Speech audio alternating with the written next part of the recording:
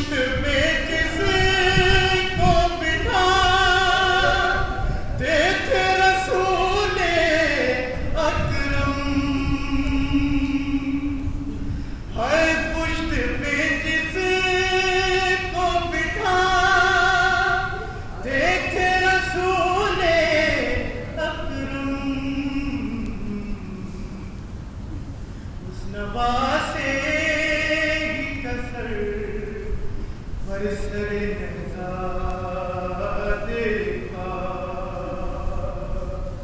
اس نواسے ہی کسر برسر نہزاد دیکھا، اور وہ تکی ہو کہ نگی موسیٰ کاظم یا رضا، وہ تکی ہو کہ نگی موسیٰ کاظم یا رضا، سختیاں قید کی اور زہر کو پیالہ دیکھا، سختیاں قید کی اور زہر کا پیالہ دیکھا، ہائے سادات نے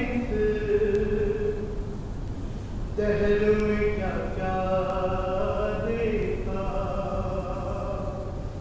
اور رو دیے سرے پر حال جگر تھام کے غم، رو دیے سرے پر حال جگر تھام کے غم، جب عطا خان ملا خواب ہوا جھولا دیکھا، جب عطا خان ملا خواب ہوا جھولا دیکھا،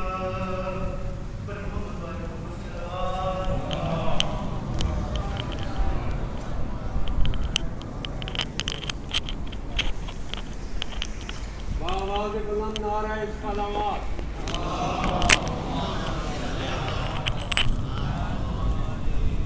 نعرہ تکبیر، نعرہ رسالت، نعرہ حیدری، بآواز بلند نعرہ صلوات۔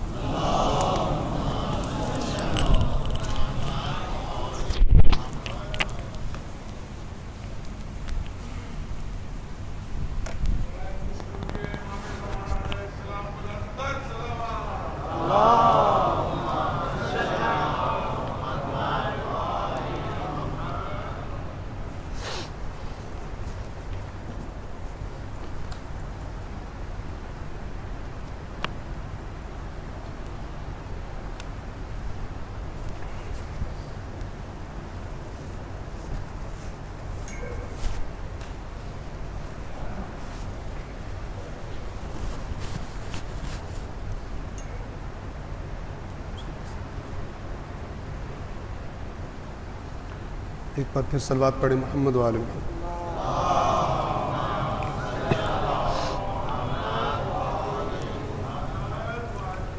اعوذ باللہ من الشیطان الرجیم، بسم اللہ الرحمن الرحیم، الحمد للہ رب العالمین بارئ الخلائق اجمعین، والصلاة والسلام على سید الانبیاء والمرسلین وعلى أهل بيته الطيبين الطاهرين المعصومين، واللعنة الدائمة على أعدائهم أجمعين من يوم عداوتهم إلى قيام يوم الدين، أما بعد فقد قال الله تعالى في القرآن الحكيم وهو أصدق القائلين، أعوذ بالله من الشيطان الرجيم بسم الله الرحمن الرحيم لقد أرسلنا رسلنا بالبينات وأنزلنا معهم الكتاب والميزان ليقوم الناس بالقسط وأنزلنا الحديد فيه بأس شديد ومنافع للناس وليعلم الله من ينصره ورسله بالغيب إن الله قوي عزيز صدق الله العلي العظيم صلوات پڑھیں محمد وعلى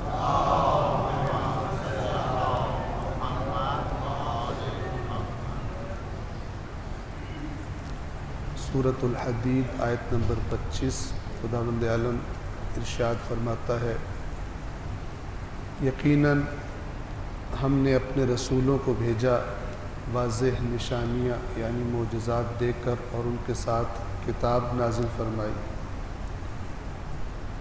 اور میزان نازل کیا تاکہ لوگ عدل پر زندگی گزاریں، معاشرے عدل پر چلیں، اور ہم نے لوہا حدید نازل کیا جس میں شدید سختی ہے، لڑائی کا جنگ کا سامان ہے، ومنافع للناس اور لوگوں کے لیے منفعت کے اسباب ہیں، اس میں لوگوں کے لیے بہت سارے فائدے ہیں۔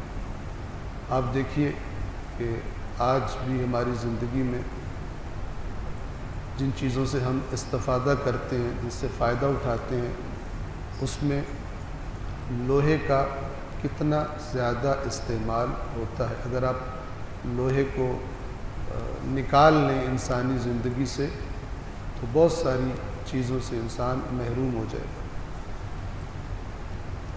تو ایک تو فرمایا کہ اس میں شدید سختی ہے، جنگ ہے، خاص طور پر ذکر کیا اس لیے کہ جنگیں آزادوں کو غلام اور غلاموں کو آزاد بنا دیتی ہیں، حکمرانوں کو محکوم اور محکوموں کو حکمران بنا دیتی ہیں جنگیں، اور جنگوں میں بنیادی ترین چیز جو اسلحے کے طور پر جو چیزیں استعمال ہوتی ہیں وہ لوہے سے بنی ہوئی ہوتی ہیں۔ لیکن پھر فرمایا کہ اس کے علاوہ بھی ومنافع للناس، اور ہم نے عرض کیا تھا کل خداوند عالم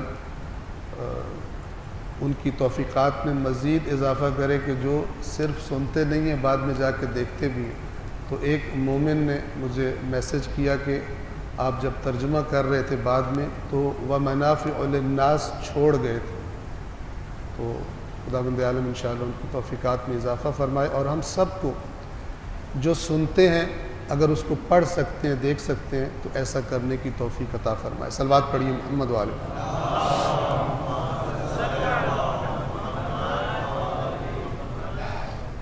کل آپ کی خدمت میں عرض کیا تھا کہ اس آیت کا یہ حصہ زیادہ تر تاجر لوگ اپنی دکانوں میں لکھتے ہیں، فیہ وانزلنا الحدید فیہ بأس شدید ومنافع للناس، تاکہ رزق میں برکت ہو۔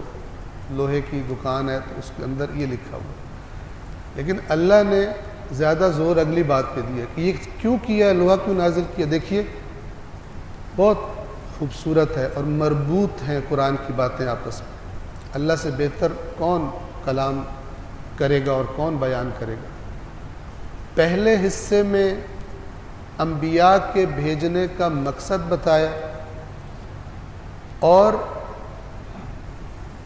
دوسرے حصے میں اس طرف اشارہ کیا کہ یہ جو انبیاء کی تحریک ہے اور انبیاء کے وارثوں کی جو تحریک ہے،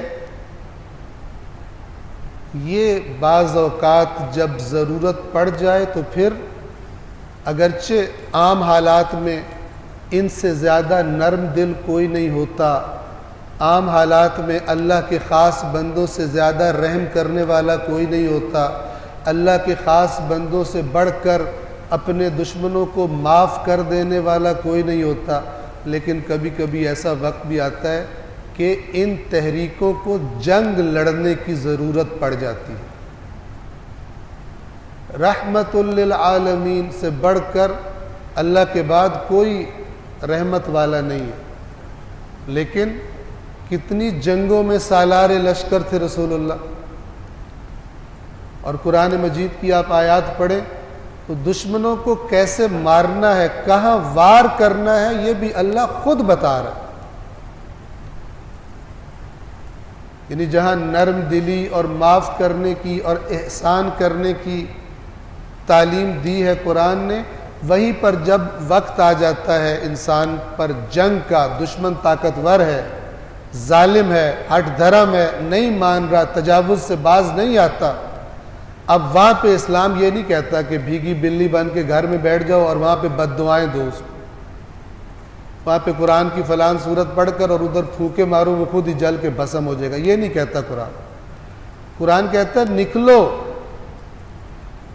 سورہ توبہ میں فرماتا ہے یا ایھا الذین آمنوا ما لکم. کن سے کہا جا رہا ہے؟ رسول اللہ کے ساتھیوں سے جو ایمان لا چکے ہیں، مدینہ میں ہیں، رسول اللہ بھی موجود ہیں. رسول اللہ غزوہ تبوک کے لیے دعوت دے رہے ہیں جہاد کی، لوگ نہیں نکل رہے، سستی کر رہے ہیں. اللہ تعالیٰ نہیں کہتا کوئی بات نہیں، تم جنگ پہ نہ جاؤ، یہاں بیٹھ کر اتنے 1000 رکعت نماز پڑھو، دشمن خود ہی بھاگ جائے گا. نہیں کہتا. کیا کہتا ہے ان کو؟ ساری ان کی فضیلتوں کے باوجود رسول اللہ کی روز زیارت کرتے ہیں، رسول اللہ پر ایمان لا چکے ہیں، اس سے پہلے کئی جنگوں میں بھی جا چکے ہیں، لیکن جب تک اینڈ تک نہ پہنچ جائے، اختتام تک کام پورا نہ ہو جائے، انسان یہ نہیں کہہ سکتا میں نے پہلے اتنی زحمت کی ہے اب نہ بھی کروں تو کچھ نہیں ہوگا. رسول اللہ کا جنگوں میں ساتھ دینے والا مولا علی کے زمانے میں کہے میں نے رسول اللہ کے ساتھ اتنی جنگیں کی ہیں، علی کا ساتھ نہ بھی دوں تو کچھ نہیں ہوگا، یہ قرآن قبول نہیں کرتا، یہ اللہ قبول نہیں کرتا. ان سابقہ جنگوں میں حصہ لینے والوں سے اللہ فرما رہا ہے یا ایھا الذین آمنوا ما لکم، اے وہ لوگوں جو ایمان لائے ہو تمہیں کیا ہو گیا ہے، تمہیں کیا مسئلہ درپیش ہے. اذا قیل لکم انفروا فی سبیل اللہ اثاقلتم الی الارض، کہ جب تم سے کہا جاتا ہے اللہ کے راستے میں نکل پڑو تو تم بھاری ہو کے زمین کے ساتھ لگ جاتے ہو، بیٹھ جاتے ہو. کیوں نہیں نکلتے؟ جب نکلنے کا وقت ہے تو پھر وظیفوں کا وقت نہیں ہے، پھر آلٹرنیٹس کا وقت نہیں ہے.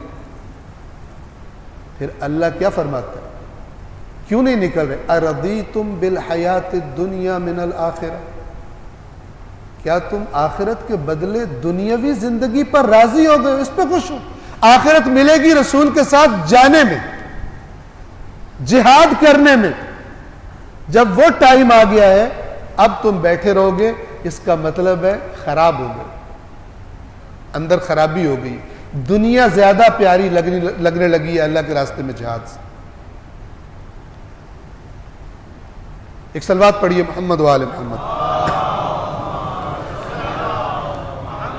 تو انبیاء کی تحریکوں کو جہاد کی ضرورت جب پڑتی ہے وہاں پر جہاد ضروری ہو جاتا ہے. جب میدان میں نکلنا ہو، جب سڑکوں پہ نکلنا ہو، وہاں پر نکلنا ضروری ہو جاتا ہے. وہاں پر بہانے بنانے والے اگر اس زمانے میں ہوتے تو اس زمانے میں بھی کوئی نہ کوئی بہانہ بنا کر، اور جیسے میں نے کل عرض کیا تھا ٹیلے پہ چڑھ کر امام حسین کے لیے دعائیں مانگ کر اپنے گھر میں بیٹھ جاتے. لیکن یہ دعائیں اس حادثے کو ہونے سے نہ روک سکی. یہ دعائیں جو دعا بغیر عمل کے ہو، بغیر اپنی ڈیوٹی کو انجام دیے جو دعائیں مانگی جائے، اللہ تعالیٰ ان دعاؤں کو قبول نہیں فرماتا. میرے مولا علی علیہ السلام کا فرمان ہے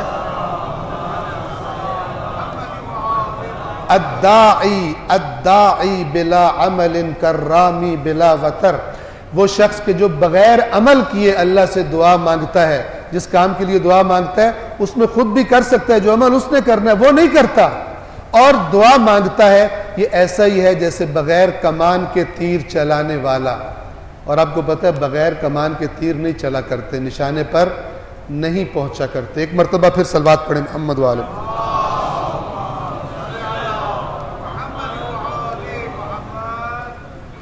تاکہ اللہ جان لے کہ کون اس کی اور اس کے رسولوں کی غیب پر ایمان رکھتے ہوئے، یعنی اللہ کے ان غیب کے وعدوں پر ایمان لا کر کون اس کے رسولوں کی اور اس کی مدد کرتا ہے. ورنہ اللہ ان اللہ قوی عزیز، اللہ طاقتور بھی ہے، اور عزیز کا معنی ہوتا ہے ایسا غالب آنے والا کہ پھر جس پر کوئی غالب نہ آ سکے، جس کو کوئی روک نہ سکے، جس کے ارادوں کو کوئی تبدیل نہ کر سکے۔ توجہ فرمائیے، اپنی گفتگو کو ہم آگے بڑھائیں گے۔ ایک اہم نقطہ آپ کی خدمت میں عرض کرنا ہے اور آپ کو توجہ دلانی ہے توحید اور نظام توحید کے بارے میں۔ یہ بار بار میں تکرار کیوں کرتا ہوں اور ہمارا موضوع کیوں ہے حسین علم بردار نظام توحید؟ یاد رکھیے، جب تک توحید اور پھر اس کے بعد نظام توحید کی سمجھ نہیں آئے گی، امام حسین کی بھی سمجھ نہیں آ سکتی۔ لہٰذا ہم کوشش کر رہے ہیں کہ آیات قرآن سے آپ کی خدمت میں توحید اور اس کے نظام کو عرض کرنے کی کوشش کی جائے۔ اسلام ہو یا کوئی اور دین ہو، یا اصلاً وہ افراد ہو، وہ مکتب ہو کہ جو اپنے آپ کو کسی دین کا پابند نہیں سمجھتے، ان سب کے پاس دو چیزیں موجود ہوتی ہیں۔ اگر یہ دو چیزیں نہ ہوں تو کوئی مکتب فکر، اسکول آف تھاٹ وجود میں نہیں آ سکتا۔ اسلام بھی ایک اسکول آف تھاٹ ہے، ایک مکتب فکر ہے۔ کیا عرض کیا میں نے؟ اسلام ہو یا کوئی اور دین ہو، یا اصلاً وہ لوگ ہوں جو کہتے ہیں ہم کسی دین کو ہی نہیں مانتے، مادہ پرست ہیں، سوشلسٹ ہیں، کمیونسٹ ہیں، مثلا ایتھیسٹ ہیں، کوئی بھی ہو، دو چیزیں ان کے پاس ہوتی ہیں۔ ایک کا نام ہے تصور کائنات، اس کائنات کے بارے میں وہ انسان یا وہ مکتب فکر کیا تصور رکھتا ہے، یہ کائنات کیا چیز ہے، کس نگاہ سے دیکھتا ہے، کیا سمجھتا ہے اس کو۔ اس تصور کائنات کے بعد دوسری چیز کیا ہوتی ہے؟ دوسری چیز کہ جو در حقیقت اسی تصور کائنات کے نتیجے میں وجود میں آتی ہے۔ جیسا تصور کائنات ہوگا وہ دوسری چیز اسی کے مطابق، اسی سے وجود میں آئے گی۔ اور وہ دوسری چیز کیا ہے؟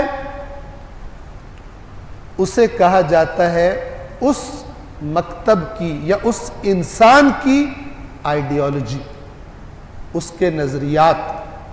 سادہ سی مثال، ایک انسان کا تصور کائنات یہ ہے کہ اس کائنات کا ایک خالق ہے، اور دوسرے کا تصور کائنات یہ ہے کہ اس کائنات کا کوئی خالق نہیں ہے۔ اب ان دونوں کے ذہن میں جو نظریات وجود میں آئیں گے فرق ہوں گے، اختلاف ہوگا۔ اچھا، ایک کہتا ہے، توجہ فرمائیے، ایک کہتا ہے کہ کائنات کا خالق ہے لیکن انسانوں کو بنا کر اب اس کا انسانوں کی زندگیوں سے کوئی تعلق نہیں ہے، انسان آزاد ہے جیسے مرضی زندگی گزارے۔ خوب توجہ فرمائیے۔ اور دوسرا مکتب، اس کا تصور کائنات یہ ہے کہ اس کائنات کا ایک خالق بھی ہے اور اس کا تعلق بھی ہے، اس نے انسانوں کو بنا کر چھوڑ نہیں دیا، بلکہ اس نے انسانوں سے کچھ مطالبے بھی کیے ہیں کہ میں تمہیں ایسا دیکھنا چاہتا ہوں۔ اب وہ جو کہتا ہے انسان کو بنا کر اللہ نے آزاد چھوڑ دیا ہے، اس کے نظریات اور ہوں گے، اور وہ جو کہتا ہے اللہ نے انسانوں سے کچھ مطالبے کیے ہیں بنا کے چھوڑ نہیں دیا، اس کے نظریات، عقائد اور ہوں۔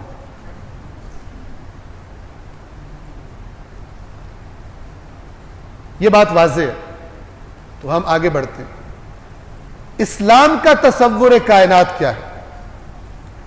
اسلام کے تصور کائنات کی بنیاد وہ ہے جو میں نے کل آپ کو آیت الکرسی میں بیان کر دی۔ اس کائنات کا ایک اکیلا خالق ہے، وہی معبود ہے، اصل اطاعت کا حق بھی اسی کا ہے، اور اس کے بعد وہ پھر جس کو کہے کہ اس کی اطاعت کرو۔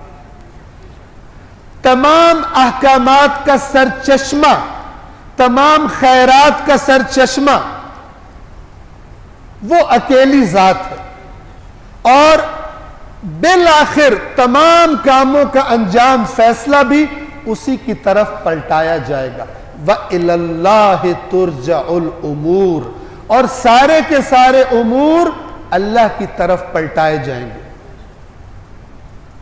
إِنَّ اللَّهَ يَحْكُمُ بَيْنَهُمْ فِي مَا كَانُوا فِيهِ يَخْتَلِفُونَ۔ رسول اللہ سے کہا جا رہا ہے کہ یہ اگر جھگڑے میں پڑے ہوئے ہیں، آپ کی بات نہیں سن رہے، چھوڑ دیجئے، بے شک اللہ قیامت کے دن ان باتوں کا ان کے درمیان فیصلہ کرے گا جن میں یہ اختلاف کر رہے ہیں، آپ اپنی ڈیوٹی انجام دیجئے، اللہ فیصلہ کرے گا۔ پس اسلامی توحیدی تصور کائنات میں کیا ہے؟ ساری کائنات کا ایک خالق ہے، وہی اصل صاحب اقتدار ہے، اسی نے یہ سب کچھ بنایا ہے تاکہ انسانوں کو آزمائے، لِيَبْلُوَكُمْ أَيُّكُمْ أَحْسَنُ عَمَلًا، تاکہ تمہیں آزمائے کہ تم میں سے عمل کے اعتبار سے بہترین کون ہے۔ امام جعفر صادق علیہ السلام فرماتے ہیں کہ یاد رکھو، اللہ نے یہ نہیں فرمایا تم میں سے زیادہ عمل کون کرتا ہے، اللہ نے فرمایا تم میں سے اچھا بہترین عمل کون کرتا ہے۔ ہو سکتا ہے کسی نے 1000 رکعت نماز پڑھی ہو، لیکن کسی کی 2 رکعت نماز اس کی 1000 رکعت سے افضل ہو جائے۔ کثرت نہیں مانگتا، کیفیت مانگتا ہے، کوالٹی مانگتا ہے۔ احسن عملا، خوبصورت ترین عمل کون کرتا ہے، اور وہ کون کرے گا؟ جو جتنا بامعرفت ہوگا، جو جتنا تصور کائنات جس کا واضح ہوگا اسلام کا، اتنے زیادہ اس کے عمل بھی بہتر سے بہترین کی طرف حرکت کرے۔ بس ایک طرف اللہ، دوسری طرف تمام مخلوقات جن کی ہر چیز اس کے قبضہ قدرت میں ہے، کائنات کے ادنا ترین ذرے سے لے کر کائنات کی افضل ترین مخلوق رسول اللہ تک، ان میں اس معاملے میں کوئی فرق نہیں کہ ان کی ہر چیز اللہ کے اختیار میں ہے، کوئی چیز ایسی نہیں جس میں وہ خود صاحب اختیار ہو، مراد یعنی اللہ کے مقابلے میں کچھ کر سکتے۔ یہ تصور کائنات جب ہو جائے گا، کوئی انسان اس تصور کو اپنا لے گا جو قرآن نے اسے پیش کیا ہے، اب اس کے نتیجے میں اس کے اندر نظریات پیدا ہوں گے، ایک سسٹم نظریات کا، عقائد کا ایک پورا مجموعہ اس کے سامنے آ جائے گا کہ جس کو مثلا انگریزی زبان میں آئیڈیالوجی کہتے ہیں۔ ہر شخص اور ہر مکتب اپنی ایک آئیڈیالوجی رکھتا ہے۔ اس تصور کائنات کے نتیجے میں وہ دیکھے گا کہ انسان، کامیاب انسان کون ہے۔ قرآنی تصور کائنات کو ماننے والا وہ کہے گا کامیاب انسان وہ نہیں جو دنیا میں سب کچھ حاصل کر لے، کامیاب انسان وہ ہے کہ جو ہو سکتا ہے دنیا میں سب کچھ اپنا قربان کر دے لیکن آخرت کی عزت اللہ سے خرید لے، وہ کامیاب ہے۔ لیکن ایک مادہ پرست تصور رکھنے والا انسان، اس کے نزدیک موت سب کچھ ختم کر دے گی۔ موت کیا کرے گی؟ سب کچھ ختم کر دے گی۔ تو وہ کامیاب انسان کسے کہے گا؟ وہ کامیاب انسان اسے کہے گا کہ جو اس دنیا کی مادی لذتوں اور آرام و آسائش اور وسائل کو جتنا زیادہ جمع کر لیا ہے اس نے، اتنا زیادہ کامیاب ہے۔ وہ سمجھتا ہے جمع کرنا کامیابی ہے مال کو۔ قرآن برعکس کہتا ہے کہ یہ مال جو تمہیں دیا گیا ہے یہ تمہارے لیے آزمائش کا وسیلہ ہے، بلکہ جو کچھ تمہیں دیا گیا ہے تمہارے لیے آزمائش کا وسیلہ ہے۔ آپ ایک آیت سنتے رہتے ہیں جو کربلا والوں کے لیے پڑھی جاتی ہے، اور وہ کیا ہے؟ وہی اسلامی تصور کائنات اور اسلامی اور قرآنی آئیڈیالوجی۔ ہم ہیں اس وادی میں، ہم آیت تو پڑھتے بھی ہیں، سنتے بھی ہیں امام حسین کے بارے میں، لیکن ہم خود اس نگاہ سے دیکھتے ہیں اپنی زندگی کو۔ آیت کیا کہتی ہے؟ وَلَنَبْلُوَنَّكُمْ، اور یقیناً ہم تمہاری آزمائش کریں گے، بِشَيْءٍ مِّنَ الْخَوْفِ وَالْجُوعِ، خوف سے، یعنی خدا کے راستے میں ایسے منزلیں آئیں گی دشمن طاقتور ہوگا، تم قلیل ہوگے، اس کے پاس وسائل زیادہ ہوں گے، تمہارے پاس کم ہوں گے، لیکن تمہیں بھاگ جانا ہے، تمہیں میدان چھوڑ دینا ہے نہیں، اگر حسینی ہو تو وہی رہنا ہے۔ یہ مرحلہ آئے گا، وَلَنَبْلُوَنَّكُمْ بِشَيْءٍ مِّنَ الْخَوْفِ، خوف سے آزمائیں گے، وَالْجُوعِ، بھوک، پیاسے بھی اور بھوکے بھی ذبح ہوئے حسین اور حسین کے ساتھ، اس لیے یہ آیت ان کے لیے زیادہ پڑھی جاتی، اگرچہ یہ بہت سارے سال پہلے اتر چکی لیکن یہ قیامت تک ہے۔ وَنَقْسِم مِّنَ الْأَمْوَالِ، اور مال کی کمی سے تمہیں آزمائیں گے، تمہارے دشمن زیادہ مالدار ہوں۔ وَالْأَنفُسِ، ان کی تعداد زیادہ ہوگی، تمہاری تعداد کم ہوگی۔ وَالثَّمَرَاتِ، اور پھلوں کی کمی سے، یہ پھلوں کی کمی اس لیے کہا کہ اس وقت جب یہ آیات اتری تھی بالخصوص سفر وغیرہ میں مثلا کھجور استعمال ہوتی تھی غذا کے طور پر، بہت غربت کا عالم ہوا کرتا تھا، مال دنیا، غذا، خوراکیں زیادہ نہیں تھی، تو اللہ نے فرمایا کہ ہم ان ثمرات کی کمی سے، یہ بھی کم ہوں گے تمہارے پاس، تمہیں آزمائیں گے۔ خوشخبری کس کے لیے؟ جو ساتھ نہ جائے اور دعائیں مانگتا رہے، نمازیں پڑھتا رہے گھر بیٹھ کر، کیا فرمایا؟ وَبَشِّرْ، اب یہاں پر صبر کا معنی بھی واضح ہو جاتا، وَبَشِّرِ الصَّابِرِينَ، اور اے میرا رسول ان موقعوں پر، ان آزمائشوں میں صبر کرنے والوں کو خوشخبری سنائیے۔ توجہ فرمائیے گا، صبر یہ نہیں ہے کہ جی یزید بہت طاقتور ہے، اس کے پاس فوج بھی زیادہ ہے، امام حسین فرمائے اللہ نے فرمایا ان اللہ مع الصابرین، ہم یہاں پر بیٹھ جاتے ہیں، صبر کرتے ہیں، اللہ خود یزید کو دیکھ لے گا۔ بہت سارے غیر ذمہ دار کام چور لوگ جو کام نہیں کرنا چاہتے اللہ پر ڈال دیتے، اپنے دنیاوی کام ہو اوور ٹائم لگائیں گے، بھاگ دوڑ کریں گے، سفارشیں کرائیں گے، پتہ نہیں کیا کیا کر دیں گے، لیکن اگر کام کرنے کا جی نہ چاہے، کوئی الہی کام ہو، ذمہ داری ہو، قومی ذمہ داری ہو، کہیں گے اللہ پہ چھوڑ دو، اللہ کر لے گا۔ منافقانہ مزاج رکھتے ہیں دین کے بعد، دنیا کا معاملہ ہے بڑے تیز ہیں، دین کا معاملہ ہے اللہ پہ ڈال دیتے ہیں، اور کیا کہتے ہیں؟ یہ سمجھ لیجیے آج ان اللہ مع الصابرین کا معنی کیا ہے۔ سورہ آل عمران میں جنگ احد کے بارے میں جو آیات نازل ہوئی، اللہ تبارک و تعالی مومنوں کو ترغیب دلانے کے لیے کہ تم وہ جو میدان سے بھاگے ہو آئندہ ایسا نہ کرنا، وہاں پہ اللہ تعالیٰ ایک آیت میں یہ فرماتا ہے، صبر کا معنی سمجھیے گا، وَكَأَيٍّ مِّن نَبِيٍّ، اور کتنے ہی نبی ہمارے اس آخری رسول سے پہلے گزرے ہیں، قَاتَلَ مَعَهُ رِبِّيُّونَ كَثِيرٌ، کہ ان کے ساتھ الہی لوگوں نے، اللہ والوں نے مل کر ان کے ساتھ دشمنان خدا سے قتال کیا، جنگیں کی، اور پھر جنگوں میں کیا ہوا؟ فَمَا وَهَنُوا لِمَا أَصَابَهُمْ فِي سَبِيلِ اللَّهِ، اور اس اللہ کے راستے میں جو بھی ان پر ٹوٹ پڑا، جو مصیبتیں آئیں، وہ نرم نہ پڑے، انہوں نے کمزوری کا مظاہرہ نہیں کیا، کمزوری نہیں دکھائی دشمن کو، وَمَا ضَعُفُوا، نہ ضعیف پڑے، وَمَا اسْتَكَانُوا، اور نہ ہی انہوں نے تھکاوٹ کا اظہار کیا، ڈٹے رہے تمام مشکلات کے باوجود۔ یہ بتا کر اللہ کیا کہتا ہے؟ وَاللَّهُ يُحِبُّ الصَّابِرِينَ۔ اب دیکھیں صبر کا معنی کیا ہے؟ کون؟ تمام تر مصیبتوں میں ڈٹے رہنے والے میدان میں۔ صبر یعنی ڈٹ جانا، صبر یہ نہیں ہے گھر بیٹھ کے کہنا اللہ نے جو کرنا ہے کر لے گا، ہماری ذمہ داری نہیں۔ فبشر الصابرین، کربلا والوں کو خوشخبری دے دو، الذین اذا اصابتهم مصیبت قالوا انا للہ وانا الیہ راجعون۔ یہ آیت صرف کسی کے مرنے پہ نہیں پڑھی جاتی، قرآن کے لفظ کیا ہے؟ کن کو خوشخبری دے دو؟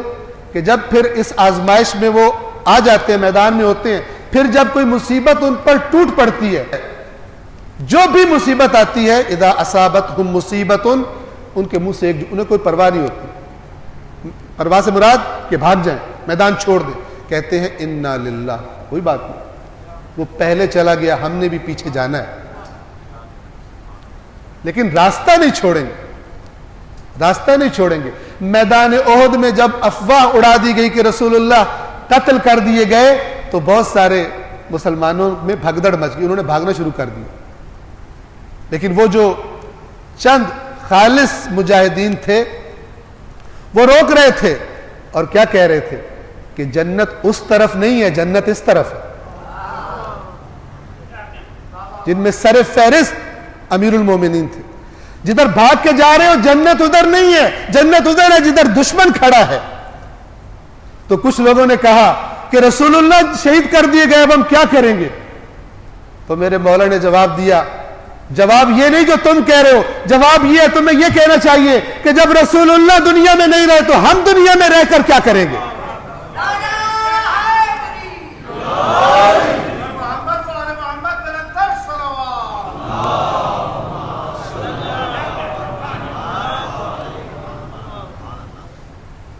کربلا کے واقعے کی جب خبریں پہنچی ہوں گی شہروں میں تو بعض بزدلوں نے سکھ کا سانس لیا ہوگا، شکر ہے ہم نہیں گئے.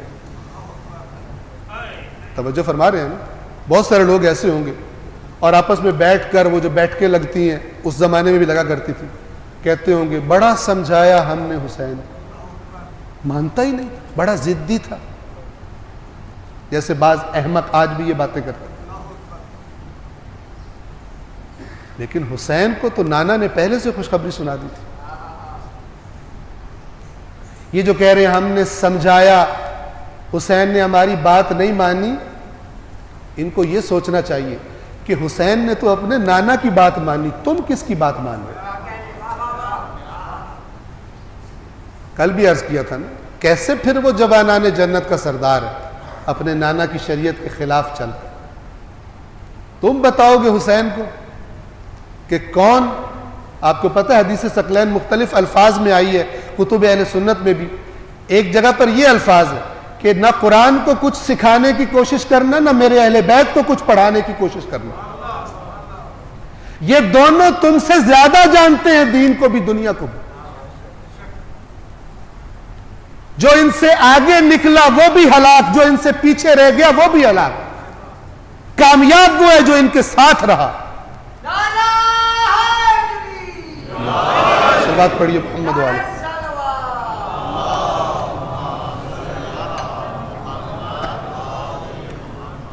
یہ ہے معنی صبر. بس میں نے عرض کیا کہ جو اس نظام کو قبول کر لیتا ہے پھر اس کی نگاہیں، کون سی نگاہ؟ یہ آنکھ نہیں، یہ آنکھ تو یہی مادی چیزیں دیکھ سکتی، لیکن اس کی بصیرت پھر اس دنیا سے آگے بھی دیکھتی.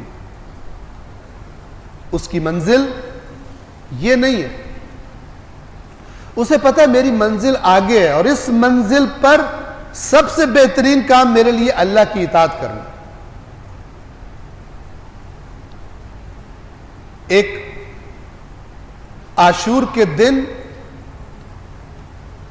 امام حسین کے ایک بزرگ بڑی عمر کے صحابی نے اپنے ساتھ والے سے کوئی ایسی بات کی جو جیسے کوئی ہنسی کی بات ہوتی، خوشی کی بات کی. تو انہوں نے تعجب کیا کہ آپ دیکھ رہے ہیں کتنے خطرناک حالات ہیں اور آپ خوش نظر آ رہے ہیں. جواب کیا ملا؟ یہ ہے توحیدی آئیڈیالوجی. انہوں نے جواب دیا کہ اللہ سے ملاقات کے جس لمحے کا مجھے انتظار تھا، موت کا ڈر کہاں سے آئے گا؟ وہ موت کو کیا سمجھ رہا ہے؟ وہ بالکل ایسا ہی ہے جیسے ڈاکٹر کسی سمجھدار مریض سے جب کہتا ہے کہ آپریشن کی تھوڑی سی تکلیف کے بعد آپ ہمیشہ کے لیے صحت مند ہو جائیں گے، اس بیماری سے ہمیشہ کے لیے آپ کی جان چھوٹ جائے گی. تو ایک سمجھدار بالغ نظر مریض وہ خوش ہوتا ہے کہ میری بیماری کا علاج تو ہے، اس بیماری سے نجات کا راستہ تو ہے. وہ بچہ ہوتا ہے جو کہتا ہے مجھے آپریشن سے ڈر لگتا ہے، مجھے انجیکشن لگوانے سے ڈر لگتا ہے، بچہ ہوتا ہے.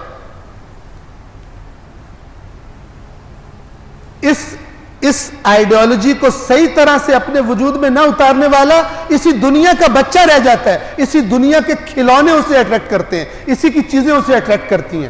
وہ نہیں بن سکتا جو موت کو سامنے دیکھ کر احساس لذت کر رہا ہے. کیا کہتے ہیں؟ فرماتے ہیں کہ اللہ سے ملاقات کے لمحے کا جو مجھے میرے محبوب سے ملاقات کے جس لمحے کا مجھے انتظار تھا اس کو اتنا قریب دیکھ کر اپنی خوشی پر قابو نہیں پا رہا ہوں۔ اس وادی میں گئے ہم کبھی؟ اس وادی میں آیا ایسا کبھی احساس ہمارے اندر پیدا ہوا؟ یا وہ کہ جن کے بارے میں قرآن نے کہا کہ اے رسول اگر یہ کہتے ہیں جنت صرف ان کی ہے تو ان سے کہو موت کی تمنا کرے، اور پھر خود ہی بتا دیا کہ یہ دنیا پرست موت کی تمنا نہیں کریں گے، جھوٹ بولتے ہیں۔ اب میں کیا کروں؟ توجہ فرمائیں، قرآن مجید میں اصل میں یہودیوں کا بہت ذکر ہے، تو کسی مومن بھائی نے ہمارے کمنٹ کیا کہ یہ تو ہمیں یہودیوں کے ساتھ کمپیئر کر رہا ہے۔ یہودیوں کے ساتھ کمپیریزن نہیں ہے، خدا نخواستہ یہ قرآن مجید کی آیات کی عبرت ہے۔ آیات قرآن کی آپ اچھی آیات کی زد میں آتے ہیں دیکھیں، یا بری جو مذمت والی آیات ہیں، مذمت کر رہی ہے، ان کی زد میں آتے ہیں۔ جو قرآن کی جن آیات کی زد میں آتا ہے وہ اسی کیٹیگری کا بندہ ہے۔ نام رکھ لینے سے اللہ کیٹیگری چینج نہیں کرتا، یاد رکھیے۔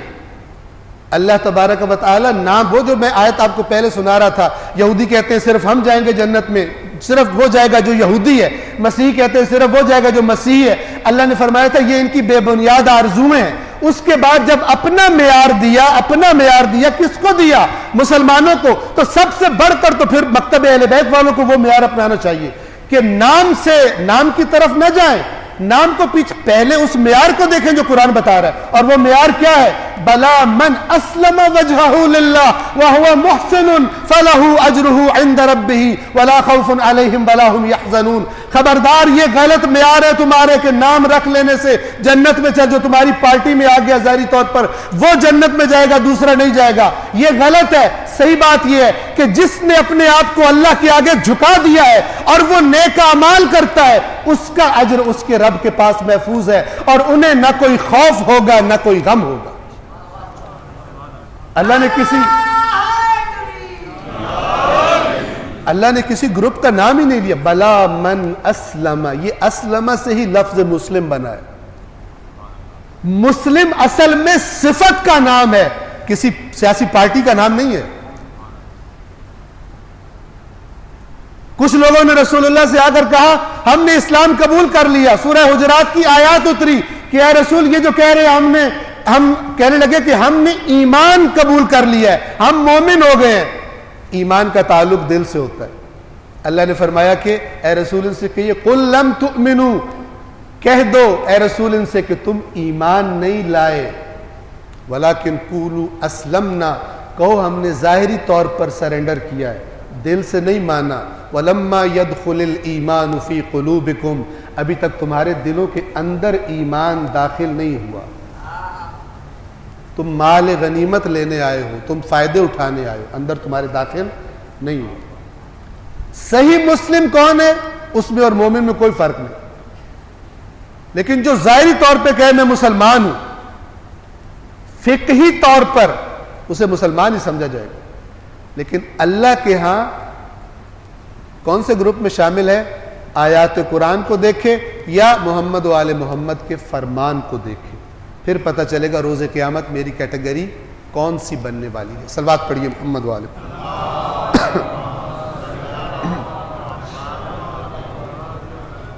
بس توحید پرست، خدا پرست، اس کو بہت سارے سکون دنیا میں ہی مل جاتے ہیں۔ اس میں سے ایک سکون یہ ہے کہ وہ موت کی ٹینشن سے آزاد ہو جاتا ہے۔ وہ موت کا خوف جو دنیا پرست ان لوگوں کو بھی ہوتا ہے جنہوں نے بہت سارا مال جمع کر لیا ہوتا ہے، جب بھی انہیں خیال آتا ہے کہ پتہ نہیں کب مجھے موت آئے گی اور سب کچھ چھوڑنا پڑے گا، ڈپریشن کا شکار ہو جاتا ہے۔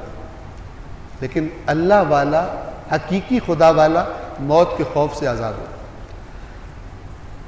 دنیا پرست اسی دنیا کو سب کچھ سمجھتا ہے، چھوڑنا نہیں چاہتا، اور حقیقی توحید پرست اس دنیا کو ایک عارضی عبور کی جگہ، کراس کرنے کی جگہ سمجھتا ہے، اور اصل مقام اپنا آخرت میں سمجھتا ہے۔ بس انشاءاللہ واضح ہے تصور کائنات اور اس تصور کائنات کے نتیجے میں وجود میں آنے والی آئیڈیالوجی، اسلام کا تصور کائنات اور اسلام کی جو آئیڈیالوجی ہے، خالص جاننے کے لیے پھر آپ سے کہہ رہا ہوں اللہ کی کتاب کو پڑھیں۔ اللہ کی کتاب پڑھے بغیر قیامت کے دن حسرت کا دن بن جائے گا انسانوں کے لیے، بہت بڑی حسرت کا دن بنے گا اللہ کی کتاب کو نہ پڑھنے کے ساتھ۔ ہم آپ کی خدمت میں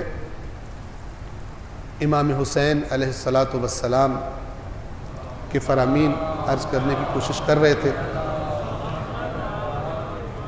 وصیت والا جو امام کے الفاظ ہیں ابھی ہم نے تمام نہیں کیے تھے، یہاں تک پہنچے تھے کہ امام نے اپنے قیام کا مقصد خود بتایا۔ امام نے اپنے قیام کا مقصد خود بتایا، فرمایا کہ میں چاہتا ہوں امر بالمعروف کروں اور نہی عن المنکر کروں، اور اپنے جد یعنی رسول اللہ اور اپنے بابا یعنی علی کی سیرت پر چلوں۔ خوش نصیب ہیں آپ کہ رسول اللہ کے بعد اہل بیت اطہار کو اپنے دین کا سرچشمہ مانتے ہیں آپ۔ شیعہ مکتب کیا ہے؟ مکتب اہل بیت کیا ہے؟ مکتب اہل بیت یہ ہے کہ رسول اللہ کے بعد ہم ان سے دین لیں گے۔ کسی کی توہین یہ اچھا شیوہ نہیں ہے، تعلیمات اہل بیت کے خلاف، سیرت اہل بیت کے خلاف۔ مکتب اہل بیت وہ مکتب ہے جو ہمیں یہ تعلیم دیتا ہے کہ رسول اللہ کے بعد دین کے معاملے میں اتھارٹی اس گھرانے کے پاس ہے۔ جب بھی کہیں اختلاف ہو جائے گا، کتب اہل سنت میں یہ روایت آئی ہے کہ میرے اہل بیت میری امت کے اختلاف سے پناہ گاہ ہے۔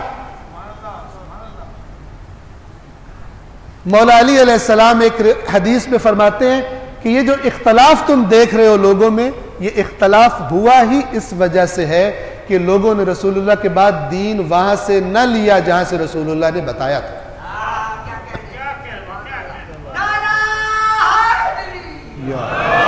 اگر دین وہیں سے لیتے جہاں سے رسول اللہ نے بتایا تھا تو یہ امت اختلاف کا شکار نہ ہو۔ اور یاد رکھیے، جیسے قرآن کی آیات نہیں بدل سکتی نا، ان ہستیوں کے فرمان میں جو بات کی گئی ہے وہ بھی نہیں بدل سکتی۔ اختلاف تب ختم ہوگا جب امت انہیں وہ مقام دے گی جو اللہ اور رسول نے ان کو دیا تھا۔ اور اسی سلسلے میں میں عرض کر رہا تھا، جب تک حسین سے معافی نہیں مانگتے اور وہ نظریہ نہیں اپناتے اسلام کے اجتماعی نظام کا، اسلام کے حکومتی نظام کا، جب تک وہ معیار نہیں اپناتے جو حسین نے دیا ہے، اور حسین نے وہی معیار دیا جو قرآن نے دیا ہے، جب تک وہ معیار نہیں اپنا لیتے اور الٹی سیدھی تعویلیں کرنے سے باز نہیں آ جاتے، اس امت کی حالت تبدیل نہیں ہوگی۔ اللہ تعالیٰ کیا فرماتا ہے؟ اس وقت تک خدا کسی قوم کی حالت کو بدلنے کا ارادہ نہیں کرتا جب تک کہ وہ خود ارادہ نہ کرے، جو خرابیاں کی ہیں ان کی خود اصلاح کرے۔ اللہ تبارک و تعالیٰ بھی اپنی رحمت نازل فرما دے۔ امام فرماتے ہیں میں اپنے جد اور اپنے بابا کی سیرت پر چلنا چاہتا ہوں۔ اب اگلا جملہ سنیں، ہر جملے میں آپ کو توحید کی خوشبو آئے گی۔ امام حسین کی باتیں کہاں سے پھوٹتی ہیں، یہ نور کہاں سے پھوٹتا ہے؟ فرمایا فمن قبلنی، یہ میری وصیت ہے، پس جو مجھے قبول کر لے، مجھے قبول کر لے۔ یہاں پہ اکتفا نہیں کیا، فرمایا فمن قبلنی بقبول الحق، مجھے قبول نہ کرو، حق کو قبول کرو۔ جس کو حق قبول ہے اسے حسین قبول ہے، جسے حسین قبول نہیں گویا اسے حق قبول نہیں، کیونکہ یہ اس کا بیٹا ہے جس کو رسول اللہ نے فرما دیا کہ علی حق کے ساتھ ہے اور حق علی کے ساتھ ہے، حق اسی طرف پھر جاتا ہے جس طرف علی پھر جائے۔ صحیح السند اہل سنت کی روایات میں موجود ہے، بی بی ام سلمہ فرماتی ہیں کہ میں نے اپنے کانوں سے سنا ہے رسول اللہ سے کہ اللہ کے نبی نے فرمایا، وہاں پر لفظ قرآن کے ہیں اور قرآن سے بڑا حق اس کائنات میں اور کوئی نہیں، اللہ کے نبی نے فرمایا، بی بی فرماتی ہیں میں نے اپنے کانوں سے رسول اللہ کو یہ فرماتے سنا کہ علی قرآن کے ساتھ ہے اور قرآن علی کے ساتھ ہے، اور یہ دونوں کبھی ایک دوسرے سے الگ نہیں ہوں گے یہاں تک کہ حوض کوثر پر بھی اکٹھے میرے پاس آئے۔ اسی لیے میرے مولا کو قرآن ناطق کہتے ہیں، کیونکہ وہ وہی بولتے ہیں جو قرآن نے بتایا ہے۔ محمد و آل محمد برکت صلوات۔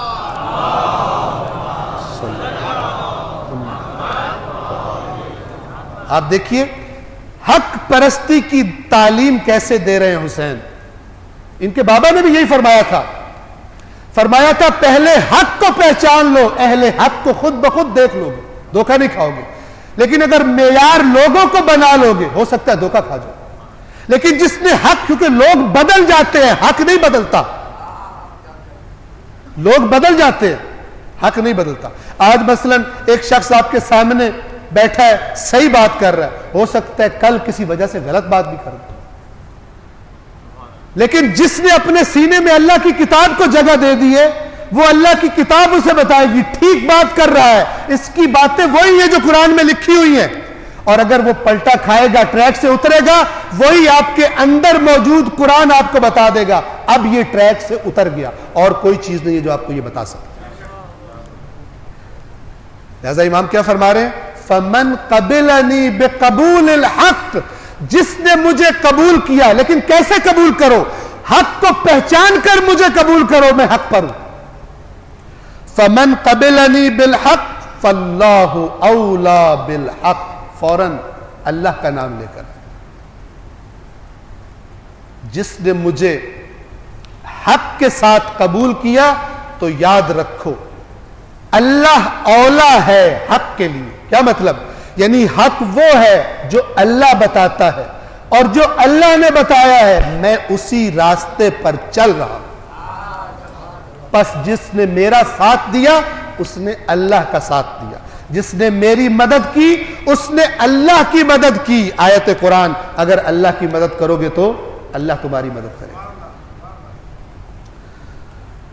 وَمَنْ رَدَّ عَلَيَّ هَذَا، اور جس نے میری اس بات کو میری طرف واپس پلٹا دیا، رد کر دیا، حسین فرما رہے جس نے میری بات کو میری طرف واپس پلٹا دیا، رد کر دیا، اصبر، میں صبر کروں۔ اب پھر صبر کا معنی سمجھیے، لوگوں نے رد کی حسین کی بات، لیکن حسین نے صبر کہاں کیا؟ گھر چلے گئے، گھر میں بیٹھ گئے، وہاں پہ اللہ سے گلے شکوے شروع کر دی، یا اللہ یہ لوگ ساتھ ہی نہیں دے رہے، اب میں تو کیا کروں، میرے پاس لوگ ہی نہیں ہیں ساتھ پر۔ صبر کا جلوہ دکھایا کربلا میں، اور صبر کی ایسی مثال قائم کر دی۔ دیکھیے، یاد رکھیے، ایسا ہوتا ہے کہ کسی کا کوئی ایک رشتہ دار، بیٹا یا کسی بیٹے کا باپ یا کوئی قریبی اس کے سامنے قتل کر دیا جائے، یہ بھی آزمائش ہوتی ہے، لیکن آدم سے لے کر خاتم تک اور قیامت تک جتنے قریبی رشتے حسین کے سامنے ذبح کیے گئے، کسی اور کی ایسی آزمائش نہیں دی۔ جو آزمائش حسین نے دی ہے تو پھر سب سے بڑا صابر بھی حسین ہے۔ ایک کلمہ شکوے کا زبان پر جاری نہیں کیا، ایک کلمہ کہ یا اللہ یہ میرے ساتھ کیوں ہو رہا ہے، ایک کلمہ. کون سا کلمہ جاری ہوتا تھا؟ رضن بقضائہ و تسلیما لامر. اس کی ذات کے فیصلے پر راضی ہے حسین، راضی ہے حسین. یہ کیفیت کیسی ہوتی ہوگی؟ غموں کے پہاڑ ہیں دل حسین میں، لیکن راضی ہے حسین. آنکھوں سے اشک گر رہے ہیں، آنکھوں سے آنسو گر رہے ہیں، جوان بیٹے کی لاش اٹھا کر لائے ہیں. آج حسین کے ششماہے کا تذکرہ ہوگا، لیکن شکوہ نہیں ہے خدا سے. کیا عروج ہے، کیا کمال ہے حسین کا. رضن بقضائہ و تسلیما لامرہ. حسین کے اس اتمام حجت کے بعد کسی شیعہ کو جو مکتب حسین کو سمجھتا ہے اس کو کبھی اللہ سے شکوہ نہیں کرنا چاہیے، جتنی مرضی مصیبت آزمائش آ جائے. یہ ہے مکتب حسین کی تعلیم. بہت اچھا جملہ علماء کرام بولتے ہیں، اور بہت اچھی یہ رسم ہے کہ جب ہمارا کوئی خدا اور توفیق دے اس قوم کو کہ جب ہمارا کوئی اپنا پیارا دنیا سے جاتا ہے تو ہم اپنے غم میں غم حسین کو لے آتے ہیں، مجلس عزا برپا کرتے ہیں، اور غم حسین کی طرف توجہ ہمارے اپنے غموں پر مرہم رکھنے کا باعث بن جاتا ہے. انشاءاللہ اس دنیا میں بھی اور آخرت میں بھی جس دل میں غم حسین ہے اس کے زخموں پر مرہم کا سبب بنے. کیوں؟ اس لیے کہ اس حسین کو سردار انبیاء روئے ہیں.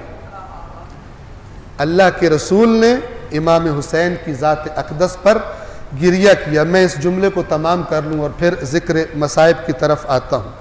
وَمَنْ رَدَّ عَلَيَّ هَذَا. جس نے میری بات کو رد کر دیا فَأَصْبِرُ. میں صبر کروں گا، یعنی میں میدان میں رہوں گا، میں میدان کو چھوڑوں گا نہیں. کب تک؟ حَتَّى يَقْضِيَ اللَّهُ بَيْنِي وَبَيْنَ الْقَوْمِ وَهُوَ خَيْرُ الْحَاكِمِينَ. اس وقت تک صبر کروں گا جب تک اللہ میرے اور اس قوم کے درمیان فیصلہ نہیں کر دیتا، اور وہ بہترین فیصلہ کرنے والا ہے. وَهَذِهِ وَصِيَّتِي إِلَيْكَ يَا أَخِي. اور اے میرے بھائی محمد ابن حنفیہ، یہ آپ کو حسین کی وصیت ہے. وَمَا تَوْفِيقِي إِلَّا بِاللَّهِ. اور مجھے جتنی بھی توفیق ملی ہے میرے اللہ کی وجہ سے ملی. یہ امام حسین نے قرآن کی آیت پڑھی. یہ وہ جملہ ہے کہ جو حضرت شعیب نے اپنی قوم کو بولا تھا. قوم نے جب تنگ کرنا شروع کیا، طنز کرنے شروع کیے، تو حضرت شعیب نے کہا تھا میں تمہارا نقصان تو نہیں کر رہا. ان اريد الا الاصلاح ما استطعت. میرا اور کوئی ارادہ نہیں مگر یہ کہ جتنی میری طاقت ہے تمہاری اصلاح کر دوں. اور پھر فرمایا تھا وما توفیقی الا باللہ علیہ توکلت والیہ انیب. مجھے کوئی کسی کی طرف سے توفیق نہیں ہے مگر جو کر رہا ہوں اللہ کی توفیق سے، اسی پر میرا توکل ہے اور اسی کی طرف مجھے لوٹ کر واپس جانا. ہر چیز خدا کی طرف پلٹاتا ہے. جو میں کر رہا ہوں وہ بھی میرے اللہ کی توفیق ہے. اور اب تم میرا ساتھ نہ دو، میں قلیل تعداد کے ساتھ جا رہا ہوں، میرا توکل اللہ پر ہے.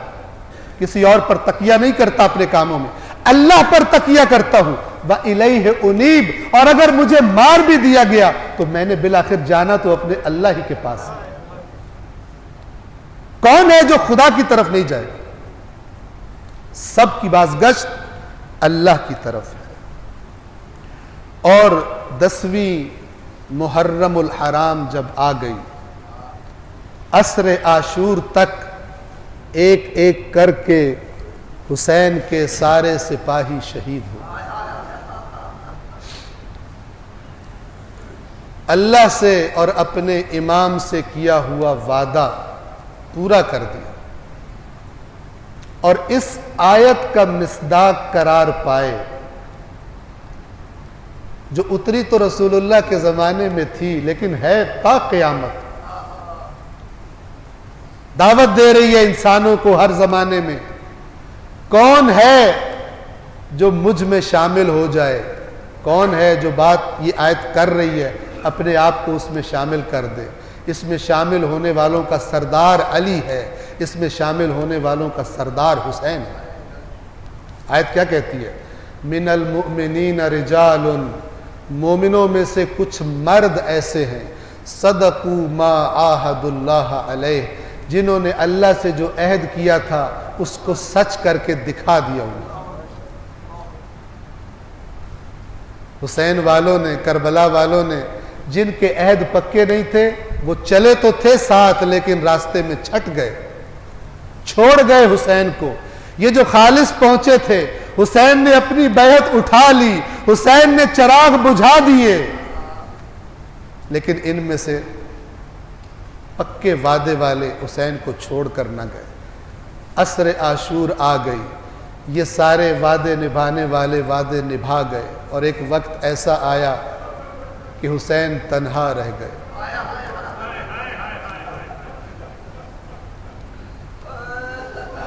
بڑا مان تھا حسین کی بہن کو حضرت عباس پر, وہ بھی بازو کٹا کر فرات کے کنارے سو گئے. آج حسین کے اس سپاہی کے ذکر کا دن ہے, رات ہے, کہ جس سپاہی کی عمر سالوں میں نہیں مہینوں میں بتائی جاتی ہے.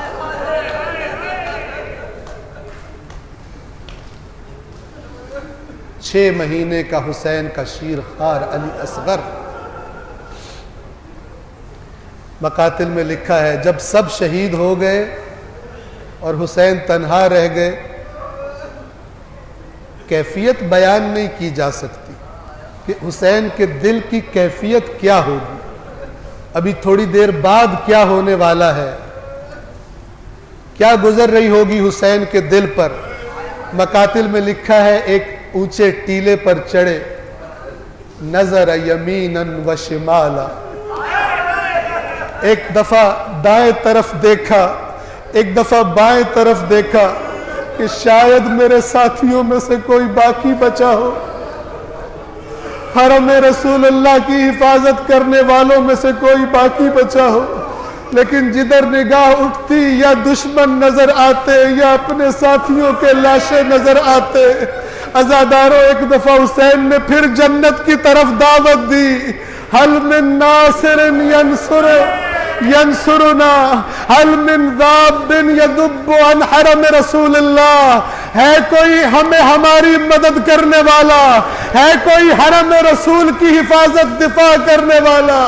شاید وہ جو اللہ کا حکم تھا آخری وقت تک ادا کر رہے تھے, کسی کی ہدایت ہو جائے, کوئی جہنم سے بچ جائے. اگرچہ دشمن ہے, ظلم کر چکے ہیں, لیکن حکم خدا پر ابھی بھی عمل جاری ہے. کوئی شکی اس طرف سے اس طرف نہ آیا. ایک دفعہ حسین نے خیموں سے گریے کی آواز سنی, جلدی سے خیموں کی طرف گئے, سوال کیا کیا ہوا, بیویوں کا گریہ کیوں بلند ہوا. عزاداروں کیا جواب ملا؟ فرمایا کہ حسین جب آپ نے استغاثہ کی صدا بلند کی, علی اصغر نے جھولے سے خود کو گرا دیا ہے. فرمایا میرے ششماہے کو لاؤ. علی اصغر کو لایا گیا. مقاتل میں لکھا ہے لانے والی بی بی رباب نہ تھی, لانے والی بی بی رباب نہ تھی, بی بی زینب تھی. بی بی زینب لے کر آئی, علی اصغر کو حوالے کیا حسین کے. مقاتل نے لکھا کہ حسین اس طرح اٹھا کر چلے دونوں ہاتھوں پر علی اصغر کو کہ دشمن کے لشکر نے سمجھا شاید حسین قرآن لے کر آ رہا ہے, شاید حسین قرآن کا واسطہ دینا چاہتا ہے, شاید حسین قرآن لے کر آ رہا ہے. اب جو حسین لشکر کے سامنے آئے, ایک جملہ بولا لعینوں کی طرف رخ کر کے, ان لم ترحمونی, اگر تم مجھ حسین پر رحم نہیں کرتے, فرحموا ھذا الطفل الصغیر, تو اس کم سن بچے پر رحم کر دو. اما ترون, عزادارو جملہ حسین کا سنیے گا, ان کے دلوں پر گویا حسین نے حملہ کیا، شاید کسی دل میں نرمی پیدا ہو جائے۔ فرمایا اما ترون کیف یتلذا عطشا، دیکھتے نہیں کہ میرا یہ شیرخوار پیاس کی شدت سے کیسے منہ کھولتا بند کرتا ہے۔ عزاداروں، ایک عالم نے یہ بیان کیا، لفظ یتلذا کا معنی بیان کیا۔ فرمایا کہ جب مچھلی کو پانی سے نکالا جاتا ہے تو اس میں ابھی جان زیادہ باقی ہوتی ہے، وہ زور زور سے زمین پر تڑپتی ہے، جب تڑپ تڑپ کر تھک جاتی ہے تو دوسرا مرحلہ آتا ہے، تڑپنے کی طاقت نہیں رہتی تو صرف اپنا منہ ادھر ادھر پھیرتی ہے، پھر یہ مرحلہ بھی ختم ہو جاتا ہے، اتنی طاقت بھی اس میں باقی نہیں رہتی۔ اب آخری مرحلہ جان دینے سے پہلے کیا آتا ہے؟ وہ مچھلی آہستہ آہستہ کبھی اپنا منہ کھولتی ہے، کبھی اپنا منہ بند کر لیتی ہے۔ حسین ان سے کہہ رہے ہیں، ارے ظالمو، اس بچے کی حالت تو دیکھو، اس کی ماں اس کو شیر نہیں پلا سکتی، خیموں میں پانی نہیں ہے، اس کا آخری وقت آ گیا، اس کے بدن میں حرکت بھی باقی نہیں ہے، اس مچھلی کی طرح کبھی منہ کھولتا ہے، کبھی بند کرتا ہے۔ یہ ایسا جملہ تھا عزادارو کہ علی اصغر کی اس مظلومیت نے، اس پیاس نے دشمن لشکر پر وہ کام کیا جو شجاع نہ کر سکے۔ ایک دفعہ لشکر میں کھلبلی مچی، لوگوں نے کہنا شروع کیا، اس بچے کو پانی پلاؤ، یہ بچہ اس دنیا سے نہ جائے۔ ابن سعد ملعون جب یہ دیکھتا ہے کہ لشکر میں کھلبلی کا عالم ہے، کہنے لگتا ہے این این حرملہ، این این حرملہ۔ وہ لعین حرملہ صفوں کو چیرتا ہوا آگے آیا، یہ کہتا ہے تیر چلا، اقطع کلام الحسین، حسین کے کلام کو روک دے۔ عزاداروں، اس لعین نے اس تیر کا انتخاب کیا جو حیوانوں کے شکار کے لیے استعمال ہوتا ہے۔ بس مقاتل میں لکھا کہ علی اصغر حسین کے ہاتھوں پر تھے، حرملہ کا تیر آیا، فانقلب الطفل علی یدی الامام، وہ کم سن بچہ حسین کے ہاتھوں پر پلٹ گیا۔ مختصر کرتا ہوں، وقت تمام ہے، حسین بچے کو لے کر آئے، کسی شہید کی قبر نہیں بنائی حسین نے، لیکن اس صغیر کی قبر بنا دی کہ یہ صغیر تو باقی مظالم سے بچ جائے۔ حسین نے اپنی تلوار سے قبر کھودی، زینب کھڑی دیکھ رہی ہیں، بچے کو دفنا دیا، سمجھے کہ اس پر ظلم و ستم کا دور تمام ہو گیا، لیکن ایسا نہ تھا۔ 11ویں محرم کی صبح طلوع ہوئی، شہیدوں کے سروں کو نیزوں پر اٹھایا گیا۔ جب اس لعین ابن سعد نے سب سر دیکھے، اچانک لعین کہتا ہے، اس بچے کا سر مجھے دکھائی نہیں دیتا، اس بچے کا سر مجھے لا کر دو۔ عزاداروں، ایک ظلم ہوا کربلا کی سرزمین پر، ظالموں نے زمین پر نیزے مارنے شروع کیے، کوئی کہیں نیزہ مارتا ہے، کہیں نیزہ مارتا ہے۔ ایک دفعہ چشم فلک نے کیا دیکھا، ایک لعین نے زور سے نیزہ زمین میں مارا، اب جو نیزہ نکالا تو نیزے پر علی اکبر کی کمسن کی لاش تھی۔ اس لعین نے نیزے پر خنجر چلایا، علی اصغر کے سر کو تن سے جدا کر دیا۔